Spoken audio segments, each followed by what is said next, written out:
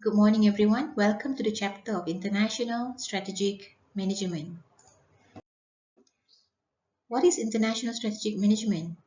International Strategic Management is a comprehensive, ongoing management planning process aimed at formulating and implementing strategies that enable the firms to compete effectively in the global marketplace.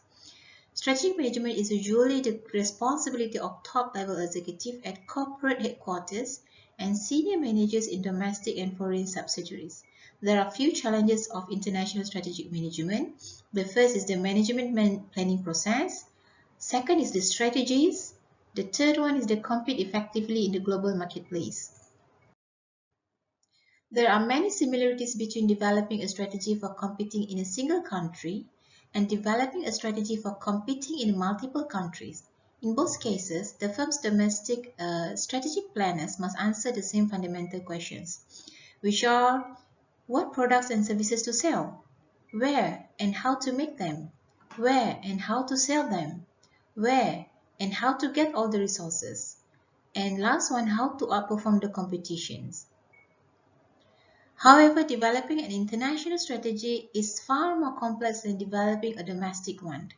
Managers developing an international strategy must understand and deal with multiple governments, currencies, accounting systems, political systems, and also the legal systems, as well as a variety of languages and cultures.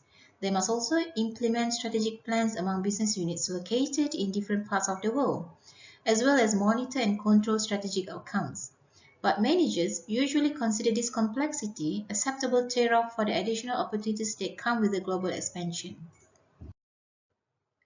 Managers usually consider such complexity acceptable. Indeed, international businesses can exploit the true resources of the competitive advantage, which are the global efficiencies, multinational flexibility, and also the worldwide learning.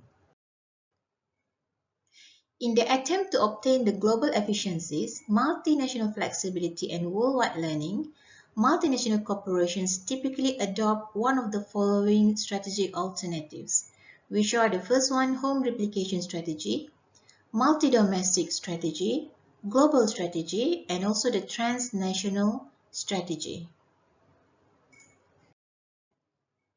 After determining the overall international strategic philosophy of their firm, managers must address the four basic components of strategy development. Those components are distinctive competence, scope of operations, resource deployment, and the last one is the synergy. Distinctive competence involves the questions of what do we do exceptionally well, especially as compared to our competitors. Scope of operations involves where are we going to conduct business, the locations. Resource deployment involves the questions of given that we are going to compete in these markets, how should we allocate our resources to them? And last one, the synergy, how can different elements of our products can benefit to each other? Okay. The second component of scope of operations answer the questions, where are we going to conduct the business? Scope may be defined in terms of geographical regions, such as countries, regions within a country, or cluster of countries. Or it may focus on market or product niches within one or more regions, such as the premium quality market niche, the low-cost market niche, and other specialized market niches. A resource deployment answers the questions, given that we are going to compete in these markets, how should we allocate our resources to them? Resource deployment might be specified along product lines, geographical lines, or both combinations of this resource deployment. This part of strategic planning determines relative priorities for a firm's limited resources. Some large MNEs deploy their resources worldwide by manufacturing goods in factories in many countries. Other firms focus their production resource deployment on their home countries. And the last one, the synergy, is the fourth component of international strategy. It answers the questions, how can different elements of our business benefit to each other? The goal of synergy is to create situations in which the whole is greater than the sum of the parts. There are few strategies developed for the managers or the CEO in any firms. Developing an international strategy is not one-dimensional process. Firms generally carry out international strategic management in two broad stages. The first one is the strategy formulations, and the second one is the strategy implementations. Strategy formulations involve firm establish its goals and the strategic plans that will lead to the achievement of those goals. While strategy implementations, the firms develop the tactics for achieving the formulated international strategy.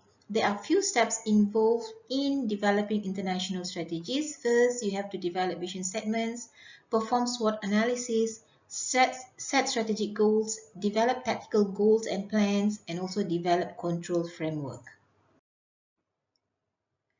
While every strategic planning process is unique in many ways, most managers follow some basic steps. First, as I mentioned earlier, developing a mission statement. If you have a startup or if you work in a multinational company, every organization has their mission and vision statement. You also have to perform a SWOT analysis. What involved in SWOT analysis is the strength, weaknesses, opportunity, and threat. Setting strategic goals, developing tactical goals and plans, and also developing a control framework.